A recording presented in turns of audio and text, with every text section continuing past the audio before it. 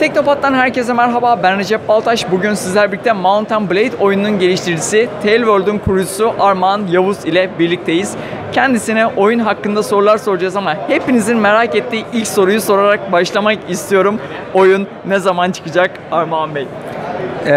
Bir çıkış tarihimiz yok maalesef. Hazır olduğu zaman çıkacak. Evet, hazır olduğu zaman çıkacak. Geçtiğimiz günlerde ben bir röportajda izlemiştim. Bir yıldan kısa bir süre kaldığını söylemişlerdi. Umarız 2019'da oyun piyasada olacak. Ama tabii ki kaliteli bir oyun olmasını erken çıkmasından daha ziyade isteriz diye düşünüyorum. O zaman ilk sorumuzla başlayalım. Mount & Blade 2 Bannerlord modlamaya açık olacak mı? Ne kadar açık olacak? Kesinlikle açık olacak. Zaten modlama bizim önceki oyunumuz Warband için de çok önemliydi. Yeni oyunda da yani elimizden geldiği kadar modlamayı düşünerek yapıyoruz. Çok iyi bir editörümüz olacak. Yani birden fazla modu aynı anda çalıştırabilecek oyuncularımız ve aynı zamanda da yani modlamayı programlamak için de çok daha açık, çok daha kuvvetli bir sistem kullanacaklar. Muhteşem. Oyun zaten Steam'de olacağından dolayı Steam Workshop kullanılabilecek diyebilir miyiz?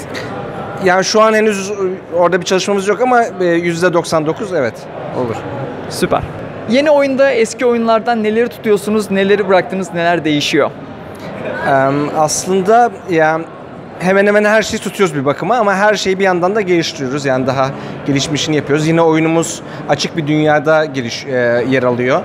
Oyuncu bir ortaçağ dünyasında bu sefer biraz daha zamanda geriye gittik. Daha kullandığımız zırhların, giysilerin teknolojisi çok az daha eski. Fakat onun dışında yine bir ortaçağ dünyasında geçiyor. Oyuncu tek başına başlıyor yine. Fakat oyunun sırasında oynayarak kendisine daha güçlü bir ordu kuruyor.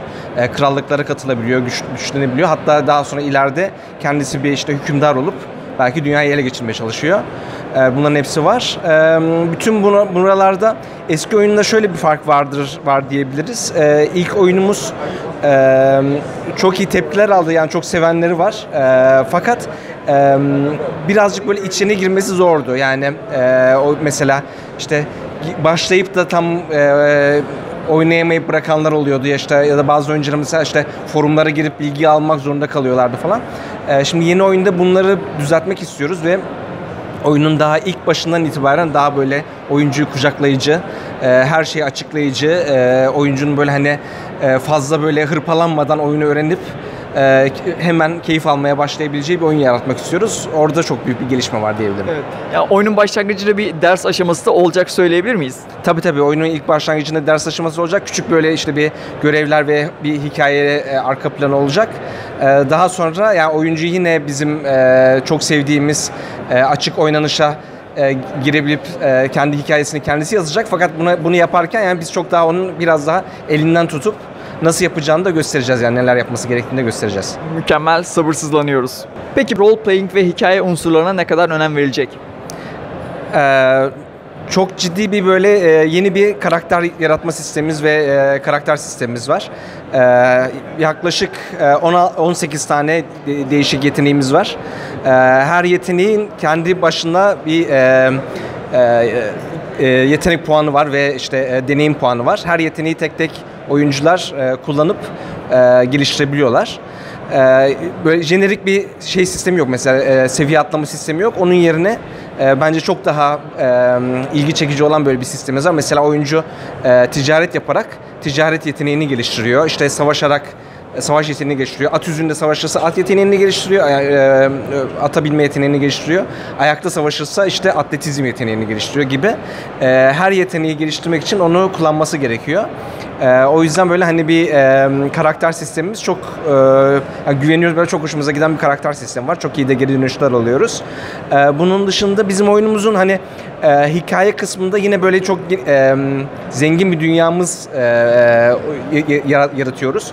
Bir sürü böyle arka plan hikayelerimiz, birbirinden çok farklı krallıklarımız, her krallığın kralının içindeki önemli ileri gelen ailelerin, klanların kendine özgü hikayeleri, lore dediğimiz kısımlar var.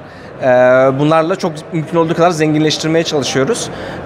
Bir hikaye olarak da yani oyuncuya böyle hani şu hikayeyi oynayacaksın diye bir şey yok. Bizim oyunumuzun zaten özelliği oyuncunun kendi hikayesini kendisinin yaratması. Fakat o hikayesini yaratacak zengin bir dünya oluşturmaya çalışıyoruz. Evet. Yani bol bol yan görevlerde olacak diyebilir miyiz? Yan görevler de var. İşte ana bir şey de var. Ana bir teması da var oyunun. Bunların yanında da esas olarak da işte hani oyuncunun böyle aklında kalacak ve kendisini böyle işte gurur duyabileceği ya da işte sonradan hatırlayabileceği ilginç ve bir anlamda durumlar da yaratmak istiyoruz. Yani değişik mesela işte bir krallık kurup ondan sonra bir isyan çıkması, sonra işte krallığını kaybetmesi, başka bir yere gitmesi falan gibi her oynanışta böyle kendi başından geçebilecek ilginç, heyecan verici deneyimler yaşatmak istiyoruz. Evet, yani Bannerlord oyuncuları kendi içine çekecek diyebiliriz sanırım. Umarım, evet. Peki oyundan bahsedildiğinde ilk dile getirilmesini istediğiniz şey nedir veya oyunun nasıl bir tür tanımlaması yapılmasını istiyorsunuz? Yani bizim oyunda orada bir ufak problemimiz var böyle hani herhangi bir türe tam olarak uymuyor. Aksiyon deseniz hani çok aksiyon var işte ata biniyorsunuz, ok atıyorsunuz, kılıç kullanıyorsunuz hepsi var. Ama sırf aksiyon oyunu değil işte rol yapma öğeleri var, işte karakter sistemi var ama sırf rol yapma oyunu da değil. Oyunda ilerledikçe strateji kısmı var, krallık kuruyorsunuz, kiminle savaşlar yapıyorsunuz, sonra barış ilan ediyorsunuz. Yani bütün bunların yanında diplomasi var, işte politika var, her şey var yani oyun içerisinde. O yüzden böyle çok fazla bir türe oturtamıyoruz çok fazla. Böyle hani belki şey diyebiliriz yani özgür olarak bir böyle işte ortaçağ dünyasında oyuncunun kendine bir kariyer yapabileceği ve özgür bir oynanış sunan bir oyun diyebiliriz. Süper. Peki kendinize çok rakip ya da yakın gördüğünüz bir oyun var mı? Yani rakip değil de ya çok esinlendiğimiz oyunlar da var böyle bir şey hani ben yani çok eskiden oyuncu olarak mesela başladığımda böyle hani Sid Meier'in oyunlarını çok keyifli oynuyordum. İşte Korsanlar Pirates oyunu vardı, Civilization olsun. Hani onlardan çok esinlendik. Şu an giderek de böyle ortaçağ temalı oyunlarda popülarite kazanıyor. Onu da aslında bizi çok mutlu eden bir şey. Bizim için aslında bu bir rekabetten ziyade iyi bir şey. Çünkü yani ortaçağ oyunlarının oyuncusu oluştukça o herkes için aslında iyi bir şey. Çünkü onu oynayanlar işte bir süre sonra oyuncular bir süre sonra hani acaba bunun gibi başka oyun var mı deyip mesela bizim oyunumuzu oynuyorlar ya da bizim bıraktıktan sonra geçiyorlar falan. O yüzden hani rekabetten çok böyle bir arkadaşça şey var diyebiliriz yani. İşte hani beraber oyun yapma var diyebiliriz. Mesela yeni çıkan Kingdom Come Deliverance'dan çok hani keyifli oynadık. Çok özenerek yapılmış bir oyun. Bunun gibi hani pek çok oyunlar var. Evet. Bu arada Kingdom Come Crytek motoru kullanıyordu ve ben grafiklerini beğenmiştim. Son Mount & Blade 2'nin videosunu izledikten sonra onun da grafiklerini gerçekten çok beğendim. Yani grafikler konusunda da epey bir ilerleme kaydetmişsiniz. Çok teşekkürler, çok sağ olun. Biz kendi motorumuzu kullanıyoruz bu arada. Yani tamamen Ankara'da yani bizim kendi bilgisayar mühendislerimizin geliştirdiği. Bize yani çok gurur duyuyoruz yani o kendi teknolojimizi kullanmaktan. Bunun da bize çok fazla faydası oluyor. Çünkü tam hani bizim oyun için ne gibi özellikler gerekiyorsa onları birebir motora ekleyip tam böyle bizim oyunumuza bir eldivenin ele uyması gibi uyan bir oyun motorumuz var. Buradan da aslında çok bizim için faydalı olduğunu düşünüyorum. Peki Türk oyun sektöründen ne kadar destek gördünüz ya da köstek gördünüz mü hiç? Yok, hiç köstek görmedik. Ya aslında çok destek gördük genel olarak hani zaten hani şöyle bir şey, Türkiye'den biz biraz daha belki adımız duyulduğu için şöyle bir avantajımız oldu. Türkiye'de özellikle hani oyuna gönül vermiş veya oyunlarla böyle hani bir şeyler yapmak isteyen insanlar hep bizi bulup ya bizimle beraber çalıştılar ya ellerinden geldiği kadar destek verdiler. O yüzden yani genel olarak çok destek aldığımızı söyleyebilirim.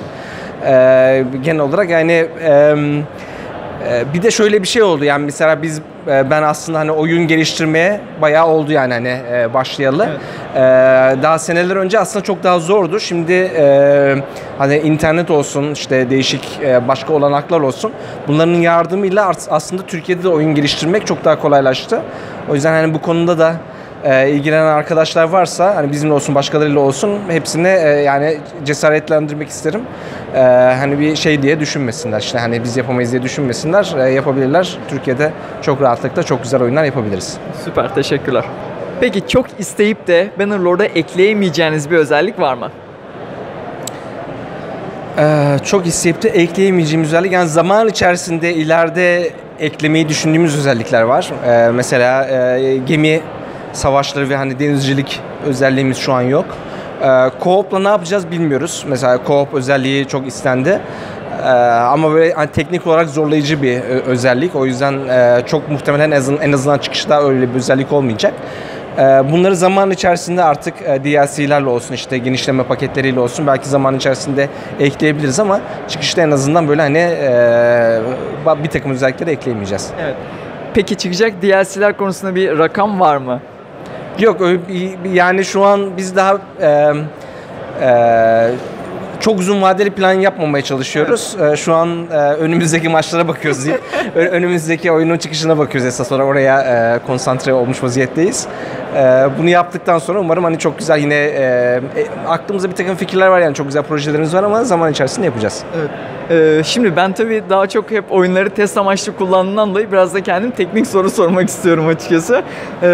Şimdiye kadar size bir ekran kartı firmasından gelip de oyununuzu bizim ekran kartımız için optimize edin diyen oldu mu? Mesela yeni teknolojileri destekleme konusunda nasıl bir yol izliyorsunuz? Yani o ekran kartı şeyimiz oluyor, yani bir takım çalışmalarımız oluyor ekran kartı firmalarıyla da.